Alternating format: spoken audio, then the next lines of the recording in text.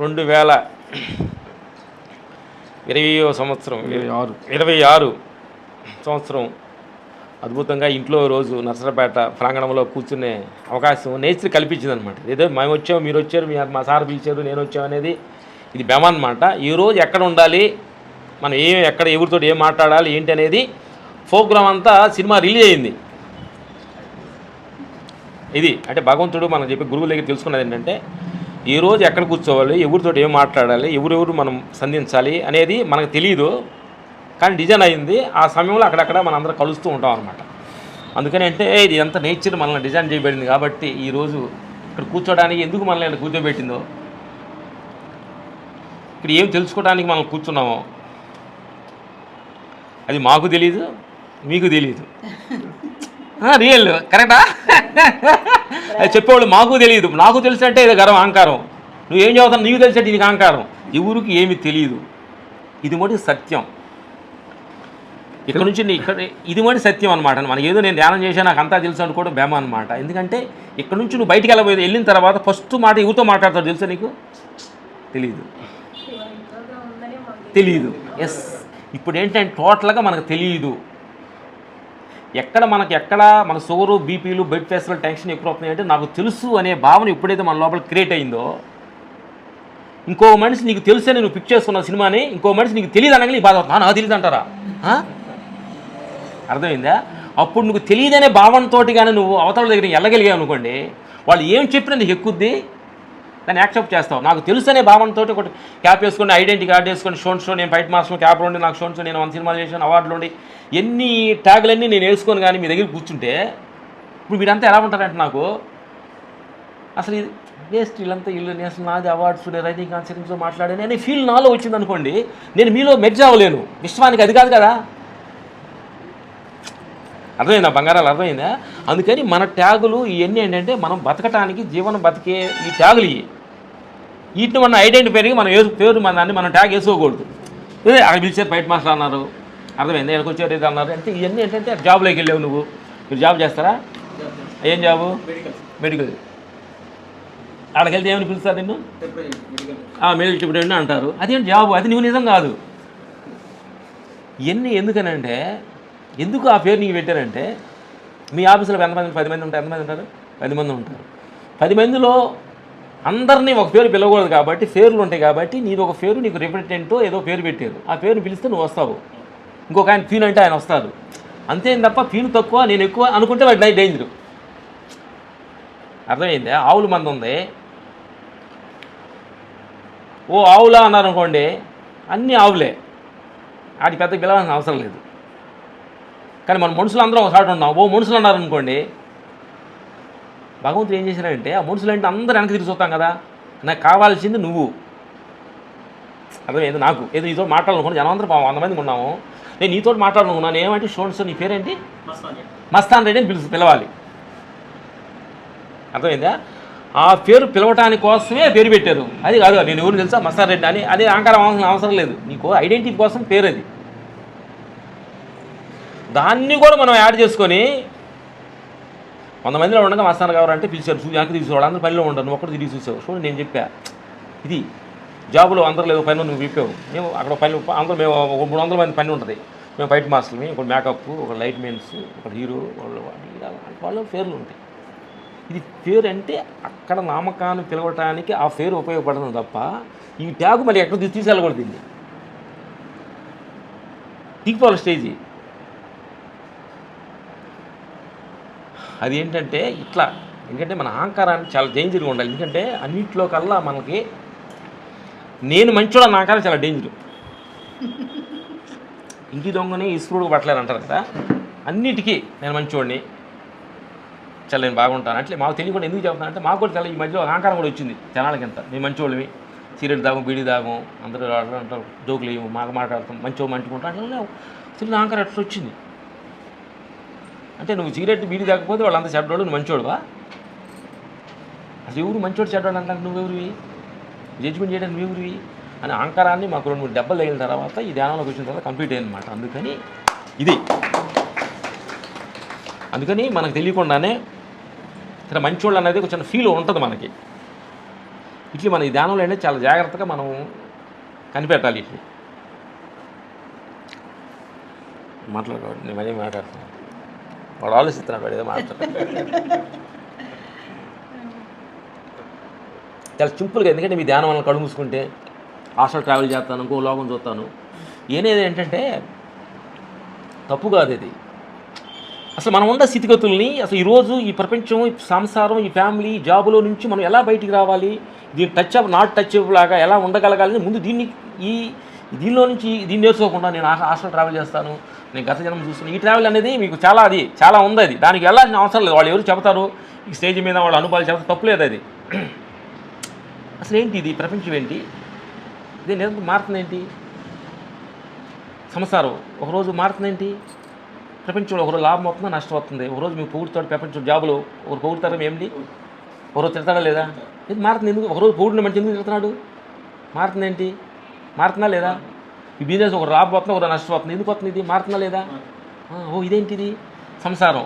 ఒకరోజు ఏమండే మీరు లేకపోతే మాకు ఎంత అదృష్టం నాకు దొరకటం అని మా భార్య ఒకరోజు అంటది, ఒక నిమిషం తర్వాత మొదటిపడి నేను ఎందుకు చేసుకున్నాను మనసులో తిట్టే ఉంటాడండి, అంటే బయట మాకు పడతాడని భయం ఉంటుంది కదా. అది ఎందుకు మారుతుంది ఇది, నిన్న మంచోడు అన్నది ఇలా బాధ ఎందుకు చెడ్డ అని అంటుంది, ఎందుకు మారుతుంది ఇది, దీన్ని ఈరోజు గమనించాలి. ప్రపంచం మారుతుంది, సంసారం మారుతుంది. ఓహో దేహం ఒకరోజు తింటే బాగా అరుగుతుంది, యాక్టివ్గా ఉంటున్నాను, ఒకరోజు తింటే తలనొప్పిగా ఉంటుంది, ఒకరోజు కడుపు నొప్పిగా ఉంటుంది, ఏంటిది దీనిలో మార్పు జరుగుతుంది లేదా, ఇപ്പം కరెక్టా కదా అని చెప్పి అబద్ధం అంటే పర్లేదు, చెప్పండి ఏం పర్లేదు. ప్రపంచం మారుతుంది, సంసారంలో మార్పు జరుగుతుంది, దేహంలో మార్పు జరుగుతుంది. ఇది మారేదే ప్రకృతి, ఒకరు ఎండాకాలం ఒకరు చలికాలం, అర్థమైంది, ఒక వర్షాకాలం, అది మారుతుంది. మస్తాన్ రెడ్డి ఉన్నాడు, నైట్ పుట్టిన తర్వాత మస్తాన్ రెడ్డి లేడు, 8 గంటలు ఎక్కడికి వెళ్తాడు మస్తాన్ రెడ్డి. నువ్వు నాకు పుట్టిన తర్వాత నీ పేరు నీ ఇప్పుడు చెప్పి మస్తాన్ రెడ్డి అన్నా, పుట్టిన తర్వాత అడుగుతాను నేను నీ పేరు ఏంటి అంటాను, చెప్తావా, నీ ఊరు చెప్తావా, ఎక్కడికి వెళ్ళావు ఆ టైంలో నువ్వు ఇప్పుడు దాకా మస్తాన్ రెడ్డి షోన్స్ ఐడెంటిఫై నేను అలాంటి జాబ్ చేస్తాను చెప్పావు, నాకు ఏడకెళ్ళావు చెప్పు, ఇద్దరు ఏడకెళ్ళావు, మరి ఇన్ని తెలియని మనలో జరుగుతున్నాయి కదా, మరి తెలిసిన ఎట్ట అనుకుంటాం మనం. ఇక్కడ పప్పులో కాదు ఎక్కడ వెళ్తున్నామంటే ఎక్కడికి వెళ్తున్నావు నైట్, మస్తాన్ రెడ్డి అనే ఒక పర్సన్ 8 గంటలు ఎక్కడికి వెళ్తున్నాడు, నీ ఊరు ఎక్కడ, నీ పేరు ఎక్కడ, నీ పిల్లలు లేరు, నీ పిల్లలు లేరు, నీ ఊరు లేదు, నువ్వే లేనప్పుడు నీ పిల్లలు లేరు, నీ ఆస్తి లేదు, నీ జాబ్ లేదు, నువ్వు ఎక్కడికి వెళ్ళావు, లేకుండా నేను ఫలానా జాబ్ అన్నా ఆఫీస్కి వెళ్ళామా పిల్లలు ఎక్కడ అనుకుంటా, ఏంటిది ఎక్కడ ఉండవు, ఎక్కడికి అన్నావు, ఏ ఇంట్లోకి వచ్చావు, మారుతుంది ఏంటి, నాలుగు అంటే ఏంటో తెలుసుకోండి. ఈ ఇల్లు అనేది మనకి ఇప్పుడు ఇల్లు ఉందనుకో, రెడ్డి గారు ఉందనుకో, ఆయన నుంచి బయటికి వెళ్ళి వస్తారు, బయట అంటే కొంతసేపు ఉండడానికి ఇల్లు ఇది, అంతేగాని పొద్దులు ఇంట్లో ఉండడం కానీ బోరేసుద్ది, అట్లా బయటికి వెళ్తారు ఆఫీస్. అట్లాగే వచ్చి మనలో ఉండే ఒక చైతన్యం ఈ దేహం ఇంట్లో కొంతసేపే ఉంటుంది, బోరేస్తుంది, ఆ కొంతసేపు ఉండి ఆ తర్వాత ఆయన పుట్టింటికి వెళ్ళి ఆత్మని పుట్టింటికి వెళ్ళి కలిసిపోయి అమ్మ దగ్గర బొడిలో పడుకొని మళ్ళీ వస్తుంది, లేకుండా మళ్ళీ తెలుసా ట్యాగ్ వేసుకుంటుంది, అన్నీ వచ్చేస్తాయి. ఇదేంటిది ఈ ధ్యానం, దీని గురించి ఆలోచించుకుంటా మీరు అసలు ట్రావెల్ వాళ్ళు ఎవరు చేశారంట, వాళ్ళు ఎవరు గాలి లేచారంట అనుకుంటే నేను లేవాలనుకున్నాడు, ఇది కోరిక అవుతుంది, ఇది లేకపోతే నేను లేచేవాళ్ళని అసలు ట్రావెల్ చేయని తప్పు అంటలే నేను అనేది, కానీ వాళ్ళు ఏదో చేశారని మనం ఒక మనిషిని పోల్చుకుంటే విషయం అంటది.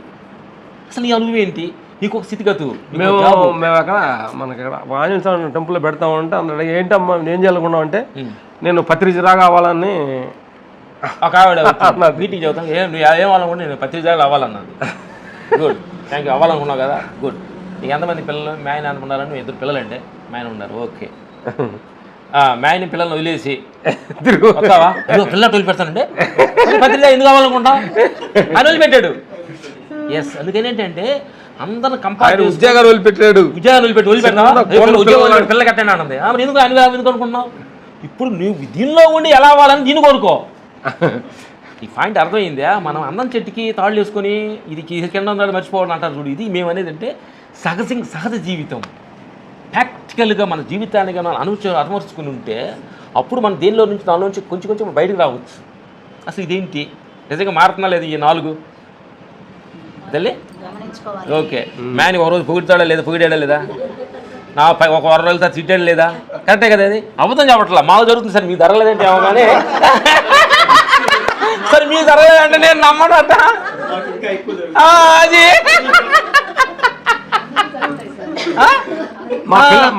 మా పిల్లలు ఉంటారు, ఒకరోజు డాడీ గీడంటే మా ఫ్యామిలీ మాడతారు, ఒకరోజు చెప్తే అంటే నువ్వు చెప్పినవి నేను చేయాలన్నా అంటారు. సహజం, ఎవరి పిల్ల అయినా.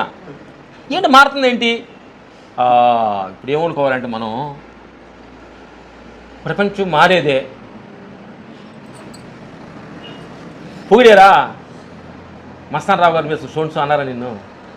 అలే అవుద్ది, థ్యాంక్స్. రేపు తిడతారు కదా, మనసు లోపల అనుకో. అంటే వాడు రియాక్షన్ పొగిడినప్పుడు అన్నా ఉంటే నేను మాట రియాక్షన్ అంటాడు చూడు, లోపల మనసులో ఏమనుకోవాలంటే వాళ్ళు పొగుడుతున్నావు కదా, రేపు ఇంకో తిడతావు కదా అని మనసు లోపల అనుకో. ఈ రెండు నాకు సంబంధం లేదు. అప్పుడు ఇంకో రోజు తిట్టాడు, బుద్ధి లేదా మస్తాన్ రావు అన్నాడు నిన్ను, ఇంకో రోజు పొగుడుతావు కదా అనుకున్నావు, దీనికి బాధ రాదు నీకు. ఇది ప్రపంచ విషయాల్లో పొగడింతలకి చిట్లుకి ఆహాహా ఊహోహో. ఎక్కడ మనిషి ఏమో ఆహాహా పొగిడంగల ఆహాహా, తిట్టగల ఊహోహో, ఆహాహా ఊహో. ఏమైపోయిందంటే ఒక గొంత నాటేవు నువ్వు, పొగిడారు ఆహా అన్న ఎట్ట ఊగావు, తిట్టారు ఎట్ట ఊగావు, అట్ట ఊగి తిట్టినప్పుడు ఊగి పొగినట్టు ఊగి ఊగి ఊగి ఊగి ఊగి తిట్లు పొగుడులకి తిట్లాటికి పొగిడితలు ఊగి ఊగి ఊగి ఈ గొంత ఎక్కువ ఊగితే ఏమవుతుంది? ఫిల్లరు కింద కూసులు కలిగిపోతాయి, లూజ్ అయిపోతుంది. అయ్యే ఏడుపులు, అదే ఏడుపులు, కోపాలు. అయ్యో నన్ను అట్టు పొగిడాడు, ఎలా పొగలేదేంటి, ఆ రోజు అట్ట అన్నాడు ఇప్పుడు ఇట్ట అన్నాడు ఏంటి, ఎందుకు ఏడుస్తున్నావు నువ్వు? దేహం ఒకరోజు ఎత్తుందేంటి ఇప్పుడు ఇట్టుందేంటి? మార్పుని యాక్సెప్ట్ చేస్తూ ఉండాలి. అర్థమైందా? విశ్వ శక్తి అంటే ఎలాంటిదంటే, ఇప్పుడు అన్న నేను అన్నిటి మూలాధారమైంది భూమికి, ఆకాశానికి, పంచభూతాలకి, చెట్లకి, పక్షులకి, మనకి అన్నిటికీ ఆధారమైంది ఒక శక్తి నడిచొస్తున్నాగా. మనం చూడటానికి మాట్లాడడానికి ఒక శక్తి ఉంది కదా, అది మీరు ఏ పేరని పెట్టుకోండి. ఆ శక్తి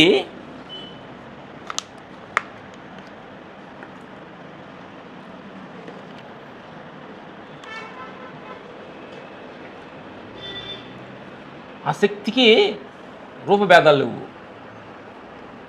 ఆ శక్తి ప్రాంత భేదాలు లేవు, ఆ శక్తికి పుట్టుకు మరణం లేదు, ఆ శక్తికి పొగడంతలు లేదు, అవమానాలు లేవు.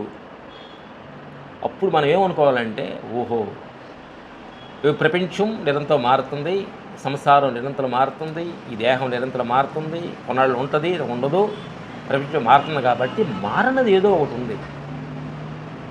మారే ఆటన్నింటిని చూస్తున్నది, మారే ఆటని అన్నిటిని చూస్తూ మారకుండా ఉంది. అర్థమైందా? మనకు కళ వచ్చింది, కలగంటున్నావు, అంతా చూస్తున్నావు, ఏదో పెద్ద పుల్లి వచ్చింది పట్టుకుంటుంది, భయపడుతున్నావు, చేస్తున్నావు, మెలకు వచ్చింది. ఆ భయపడేవాడు లేడు, కానీ చూసేవాడు పట్టుకుంటాడు ఉన్నాడు అక్కడ. కళని ఎవరో ఒకళ్ళు చూస్తున్నారు. కళని పొద్దు లేకుండా మళ్ళీ కళ వచ్చింది, పెద్ద పుల్లి ఎమ్మడబడి చెప్పావు కదా, ఎవరు చూసారు? అది పెద్ద పుల్లి ఎమ్మటబడిన మనిషి లేడు, ఏది పెద్ద భయపడలేదు చూడు. కానీ పెద్ద పుల్లిని చూసిన ఒక అనుభవం ఉంది నీలో. ఇప్పుడు పొగుల్లో ఉన్నావు, ఆఫీస్ బిల్లు రెంట్ కట్టాలి, ఈ నెల వచ్చేసింది, పాల బిల్లు కట్టాలి, మేవిడ గారు చెప్పారు, టెన్షన్ పడ్డావు. రేపు పొద్దున ఆఫీసులో డబ్బులు వస్తే రాలే చేతి మాత్రం టెన్షన్ పడ్డావు, పుడుకున్నావు. కళ స్టార్ట్ అయింది, కళ్ళలో పెద్ద పుల్లి పడ్డట్టు, అదేమన్నా పడ్డా డబ్బు పడింది, లేచావు, పెద్ద పుల్లి లేదు, ఈ అప్పులు ఉన్నాయి. కొనుక్కుంటే అప్పులు లేవు, కొనుక్కుంటే అప్పులు లేవు, నిద్రలో కళ్ళలో లెగిస్తే పుల్లి లేదు. ఈ రెండు కళే, అది పగట కళ, ఇది నైట్ కళ. కళ అర్థమైందా? పగులు మ్యారీ అని అప్పులు అంది తెల్లరు జీవితం అనుకున్నా, నిజమే మాట కదా. నువ్వు కొనుక్కుంటే ఇది ఉందా? ఏం లేదు కదా. కనుక నైట్ కళ స్టార్ట్, అమెరికాలో ఉన్నట్టు, ఎక్కడో తిరుగుతున్నట్టు ఏదో ఉంది కదా, అది నిజమా? అమెరికాలో ఉండదు నిజమా? నువ్వు కళ్ళలో కళ్ళలో నిజం, లేచిన తర్వాత నిజం కాదు. మరి ఇప్పుడు నీకు అప్పులు బాధ, నేను మస్తాన్ రావు, నాకు జాబ్ ఉంది, పిల్లలు అనుకుంటున్నావు, కొనుక్కున్నావు, మరి ఇది నిజమా నీకు? ఏది నిజం నీకు? ఏది నిజం? మరి ఎందుకు ఏడుస్తున్నావు దీనికోసం? అయ్యో చచ్చిపోతాను ఉన్నా, ఎందుకు అంటున్నావు? ఇది కళ కదా ఇది. అందుకని మనం సూక్ష్మంగా మన ధ్యానంలో వెళ్ళగలిగేది ఏంటంటే, ఇది మనకు డబ్బులు వస్తాయి, నాకు జలుబు తగ్గుద్ది, కళ్ళలో ఒక ఆవిడ వచ్చిన కళ్ళలో పుసిపోయిందండి ధ్యానం చేద్దాం. ఏంటి చిన్న చిన్న వాటికి ధ్యానంలో కోరుకోకూడదు అన్నింటినీ అంటే చిల్లిగా ఉంటుంది, జరుగు తగ్గుతున్నది. ఒక ఆయన వచ్చాడు ఇట్లా చూసి నా తలగా ఇంటికి నల్లగా నేను ధ్యానం చేస్తాను. దీనికి ఎందుకంటే టెన్షన్ ఒక 5 రూపాయలు ఇస్తే కళ్ళ వేసుకోవచ్చు కదా, దీనికి కోసం. రాజమండ్రికి గురుగారు బర్త్డేకి వెళ్ళాం. ఆయన పొద్దురాజు మాతోడు మార్నింగ్ వెళ్తే మాతోడు చెప్పాలి సార్ అన్నాడు. ఏంటి ఎంత రాజు తిరుగుతున్నాం పొద్దున్న కోసం ఏం లేదు సార్ కప్పనాడు వంగాడు. తెల్లగుండేది అనేది నల్లగైంది. దీనికి ఎందుకంటే ఎన్ని రోజులు చేస్తాను 10 సంవత్సరాలు చేస్తాను, దీనికి 10 సంవత్సరాలు వేయాలా? 5 రూపాయలు ఇచ్చావు నువ్వు, కలర్ ఇస్తే మహేష్ కూడా కలర్ నల్లగా అవుతాయి కదా.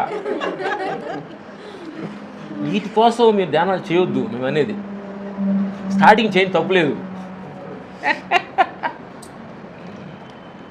అర్థమైందా? అసలు నేను ఎవరిని దీన్ని వదిలేసి నా దొలుపు తగ్గింది, కళ్ళ పూసి తగ్గింది అంటే ఒక మళ్ళీ మన వాళ్ళు సాక్షి చెబుతుంటే ఎట్లా నవ్వుతుంది లేదా? చేంజ్ మేము చెబుతారు సంకల్పాలని. గత జనంలో ఎవరో తెలుసుకున్నాను అన్నారు. గుడ్, తప్పులేదు. గత జనంలో మస్తారావు గారు రాజు, మస్తాన్ రాజు అని ఒక కింగ్, ఒక ప్రపంచానికి నాణ్యాలు గిన్నెలు కొన్ని వేల కోట్లు ఉన్నాయి నీకు. ఏది నీకు గత జనంలో తెలుసుకున్నావు? నేను ఒక టీ కోట్ దగ్గరికి వెళ్ళావు, ఏమన్నా నేను గత జనంలో రాజుని, నాణ్యాల ఉద్యోగాలు చాలా ఉన్నాయి, ఒక టీ ఏమైనా ఇస్తారని అడుగుతాను న్యాచురల్గా, నిజమే కదా. నువ్వు రాజువే నాకు ఎందుకే 5 రూపాయలు టీ దాకా అంటాడు. మరి మనకు ఉపయోగపడడం దాని గురించి మనం అంత టెన్షన్ పడాల్సిన అవసరం ఎందుకు? కరెక్టే కదా? తప్పు లేదు, గత జనం తెలుసుకోవాలి కదా. అదే నాకు నిజం అనేదాన్ని మనం అనవసరం లేదు. గత జనంలో తెలుసుకున్నావు ఫలానా దాన్ని తెలుసు, తప్పు లేదు. దాన్ని ఇక్కడ ప్రూవ్ చేయాలనేది మనకు అవసరం లేదు. ఇక్కడ ప్రూవ్ నేను నమ్మను కదా నేను, నిజమే కదా. ప్రాక్టికల్ మనం ధ్యానం చేయాలి, దాని గురించి మేము చేస్తున్నది ప్రాక్టికల్గా మనం ఉండాలి. ఈ ప్రపంచం 4 విషయాల నుంచి మనం ఎంత మారుతుందా అనే నుంచి మారంలో ఒక శక్తి ఉంది. అదిగా నేను అనుకుంటే ఈ మారే వాటి గురించి మనం భయపడే అవసరం లేదు అనుకోవటం అనేది ధ్యానం అనేది మేము తెలుసుకున్న సత్యం. ఇక మీరు ఏమంటే మేము చెప్పినయే మాకు తెలిసి చెప్పండి, మీరు ఏదైనా డౌట్లు ఉంటే చెప్పండి, మాట్లాడడం అడగండి బంగారం సరదాగా. కరెక్ట్, నేను చెప్పిన డౌట్లు మీరు నాకు నమ్మొద్దు. మీరు మేము తెలియగలవడం కాదు, ఏం లేదు. ఊరక మీరు చెప్పిన కరెక్టా కాదే మీరు అబ్జర్వేషన్ చేసుకోండి.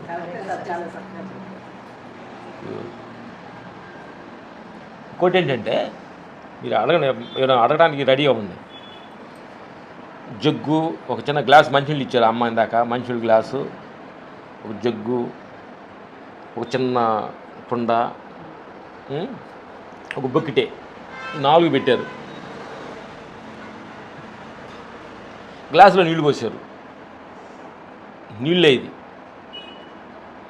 గ్లాసులో నుంచి జగ్గులో పోసారు, నీళ్ళే. జగ్గులో నుంచి కుండలో పోసారు, నీళ్ళే. అప్పుడు ఏమంటే గ్లాసులో ఉన్నప్పుడు గ్లాస్ నీళ్ళు, జగ్గులో పోసినప్పుడు జగ్గు నీళ్ళు, కుండలో పోస్తే కుండ నీళ్ళు, బొక్కిట్లో పోస్తే బొక్కిటి నీళ్ళు. ఇది లిక్విడ్ విశ్వశక్తి. ఇది మనం ఏం చేస్తున్నామంటే జగ్గులో పోసినప్పుడు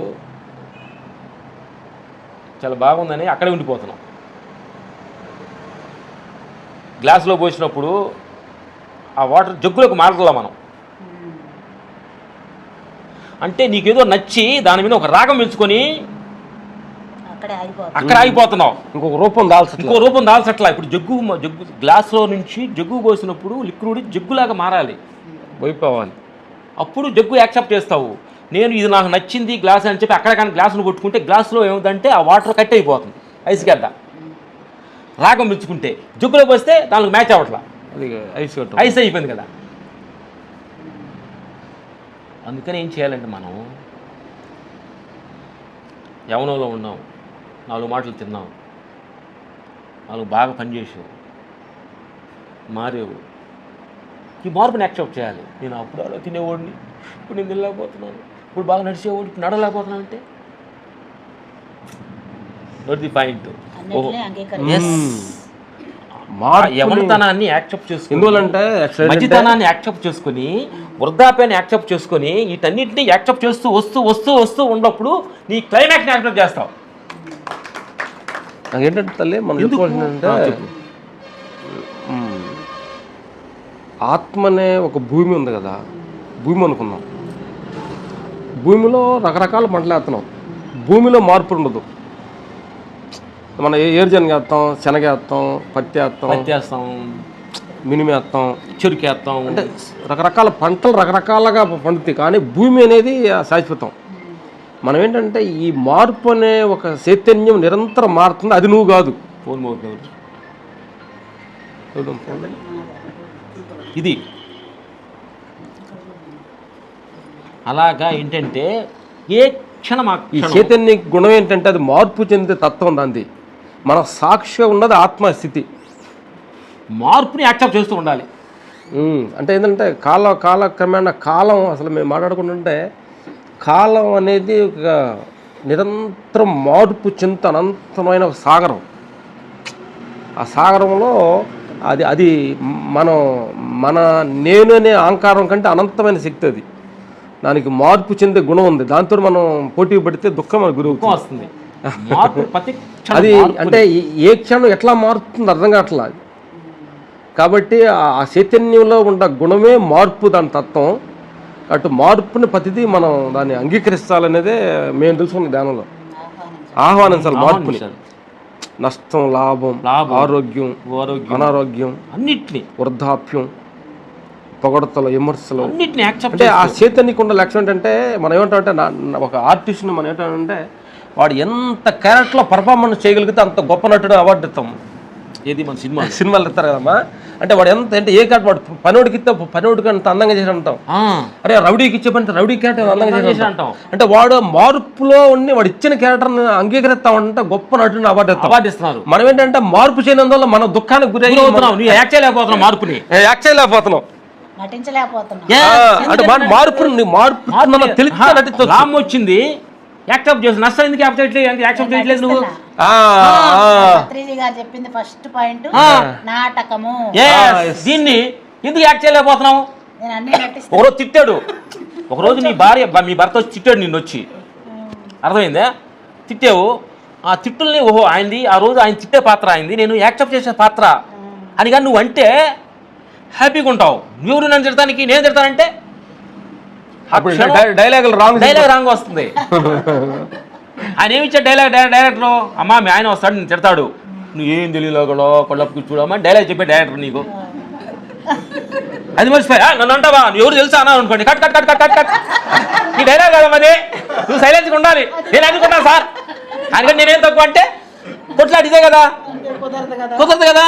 డైరెక్టర్ ఏం చెప్పాడు, నోరు చెవులు మూసుకొని అని చెప్పి చేయటమే కదా మనం కావాల్సింది. భగవంతుడు చెప్పాడు ఆయన మన మీద ఒక శక్తి ఉన్నాడు కదా భగవంతుడు. ఆయన డైరెక్టర్ అంటున్నాను నేను, భగవంతుడు డైరెక్టర్ చెప్తున్నా. ఓహో మత్తగారు ఇలా అరుస్తుందంటే నేను సైలెన్స్గా ఉండాలా? సరే పెద్ద ఆవిడ పాపం, ఆవిడ ఫ్రస్ట్రేషన్లో ఉంది పాపం. బంగారాన్ని కొడుకు నాకు అప్పగిచ్చింది, ఆవిడ చెట్టు ఎవరు తిడతారు నన్ను అంటే నేను హ్యాపీగా ఉంటావు. నిన్నగా ముసలిదాను నువ్వు నన్ను అంటావా?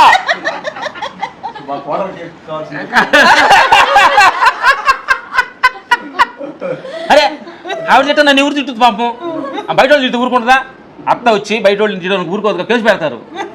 వాళ్ళ తిట్టు కదా కేసు పెడతారు కదా, మరి ఆమె తిట్టుగా ఎవరు తిట్టుద్ది? ఓహో అత్త కోపం నా మీద తీర్చుకోవాలి కావాలా అంటే ఏజీ వల్ల వచ్చే ప్రాబ్లమ్స్ ఆవిడది. ఇది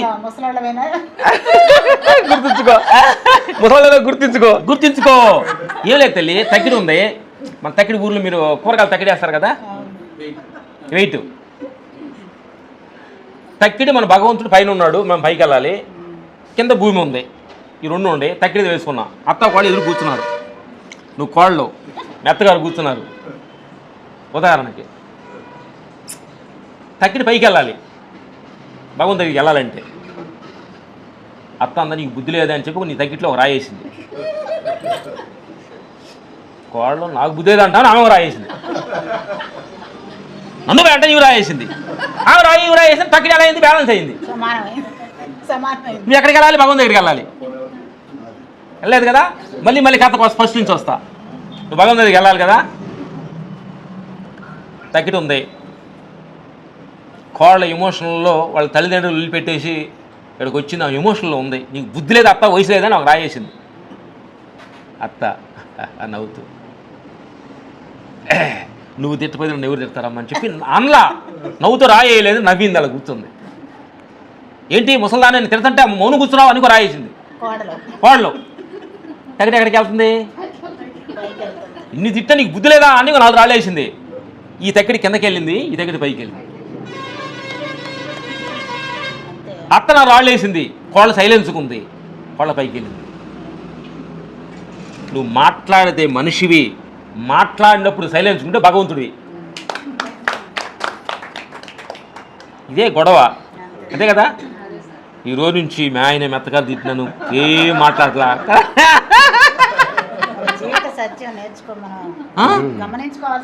ఇది అసలు మన టైం వేస్ట్ అవుతుంది మనకి. మనం అంతా కూడా ఇప్పుడు అసలు మనం అంతా తీసుకుంటే, మనం అసలు ప్రాక్టికల్ తీసుకుంటే మన దేవుళ్ళని ఎవరినైతే మనం కొలుస్తున్నామో, ఈరోజు రాముని తీసుకోండి, పాండవులను తీసుకోండి, జేసస్ని తీసుకోండి, అసలు ఎవరు వాళ్ళు కష్టాలు మునిగి, అంటే కష్టాలు ఒకరోజు వస్తే మనం భయపడుతున్నాం, వాళ్ళ జీవితం మొత్తం అనిపించిన కష్టాలు, వాళ్ళు దేవుళ్ళు అయ్యారు. కాబట్టి ఈ పేషెన్సీ ప్రాబ్లం యాక్సెప్టేషన్ చేసుకుంటే నిజంగా భగవంతుడు గుణాలయ్యి.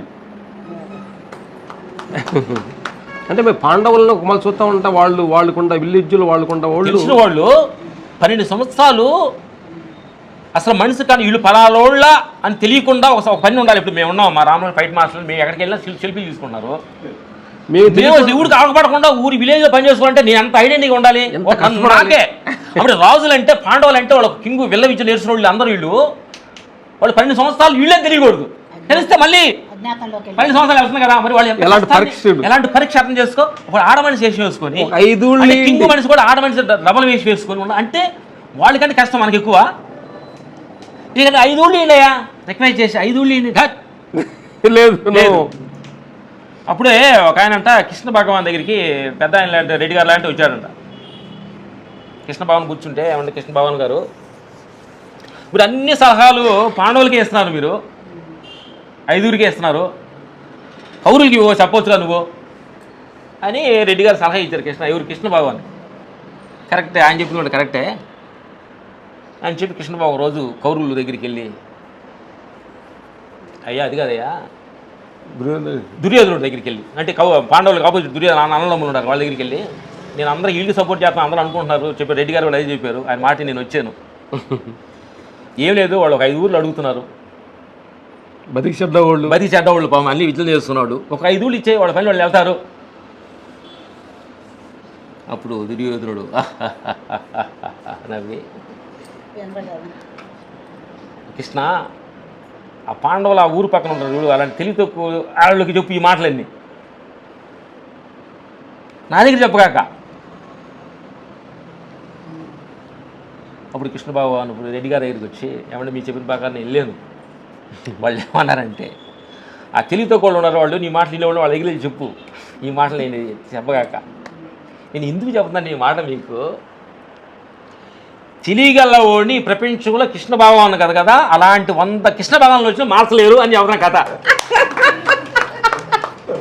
అంటే నాకు అన్ని తెలుసు అన్నారు కాబట్టి వాళ్ళు. నీకు అర్థమైందమ్మా, కృష్ణ భగవాన్ మీకు చెప్పండి, నేను ఎప్పుడైతే పాండవులు చదువుకుంటారో వాళ్ళకి నేను చెబుతా, తెలియగల దగ్గర ఏం చెబుతా నేను. అందుకని మీరు ఎవరైనా తెలియగల ఉంటే మేము మాటలు ఏమి వినలేవు, చెప్పలేము మీకు అనుకుంటున్నాను. మీరు ఏమైనా తెలియగల ఉంటే చెప్పండి మాకు. అందుకని ఈ ప్రపంచంలో తెలియగల వాళ్ళు మార్చలేము. ఏదైనా మీరు వినాలి, వాళ్ళు చెబితే వీళ్ళకేంటి రామలక్ష్మణ సినిమా వాళ్ళు చెబితే నేనేది అనుకుంటే మేమేం చేయలేం. రీజన్ అదే కదా, ఇది రీజన్ అనమాట. Okay, thank you. అందుకని ఎంత తెలివి తక్కువగా ఉంటే చాలా మీరు అంత గొప్పవాళ్ళు. మీ పనిలో తెలివితేటలుగా ఉండండి, పనిలో జాబులో తెలివితేటలుగా ఉండాలి, తప్పు లేదు. కానీ దేవుడి దగ్గరికి వచ్చిన తర్వాత తెలివితేటలకు వచ్చి నేను పనిలో తెలివిగలవని చెప్పి ఇక్కడికి వచ్చి, అలా తెలుగు సార్ నీకు నేను 3 టెంకాయలు కొట్టాను, నీకు గుడి చుట్టూ 4 సార్లు తిరిగాను, నేను 4 ఇట్లా గుంజలు తీశాను అని ఆయన దగ్గర ఇవన్నీ చెప్పావు అనుకో, అరే మానవుడా నిన్ను ఎవరు తీయమన్నాడు, ఇవన్నీ నీకోసం చేసుకున్నావు, ఎవరు టెంకాయ కొట్టమన్నాడు, నీకోసం కొట్టమని నా దగ్గర ఏం చెబుతావు, నేను చేయమన్నా నిన్ను అంటాడు. అర్థమైందా? అందుకని భగవంతుడి దగ్గర మీ తెలివితేటలని, మీ పేరు, మీ వాదాలు, షోన్స్ అని మొత్తాన్ని అలా ప్యాక్ చేసి అలా పక్కన పెట్టి దేవుడి దగ్గర ధ్యానంలో కూర్చున్నప్పుడు, అయ్యా నాకేమీ తెలియదు, అసలు ఎందుకు వచ్చో నాకు తెలియదు. ధ్యానంలో కూర్చున్నప్పుడు మీరు అనుకోవాలి, ఎక్కడి నుంచి వచ్చో నాకు తెలియదు, ఎక్కడికి వెళ్తాను నాకు తెలియదు, నిద్రలో ఎక్కడికి వెళ్తున్నా తెలియదు, ఎక్కడికి నాకు తెలియదు. ఇన్ని తెలియని విషయాలు ఇంకా నేను తెలుసుకోవాల్సింది నాకు అర్థం కావట్లేదు. దేహం ముసలి అవుతుంది, నాకు ఇది ఎందుకు అవుతుందో తెలియట్లేదు, ఇది ఎందుకు నశిస్తుందో నాకు తెలియట్లేదు అని తెలియదన్న భావనతో కూర్చుంటే, ఓహో ఇది తెలియదు అన్నాడు కాబట్టి కొంచెం చదవదామని కొంచెం అప్పుడైనా ప్రయత్నిస్తాడు. ఆయన దగ్గరికి వెళ్ళిన తర్వాత నేను నేనని ఆయన దగ్గరికి వెళ్తే పాప అన్నీ నీకు తెలుసు కదా నేను చెప్తాను. ఓకే మీరు అడగండి.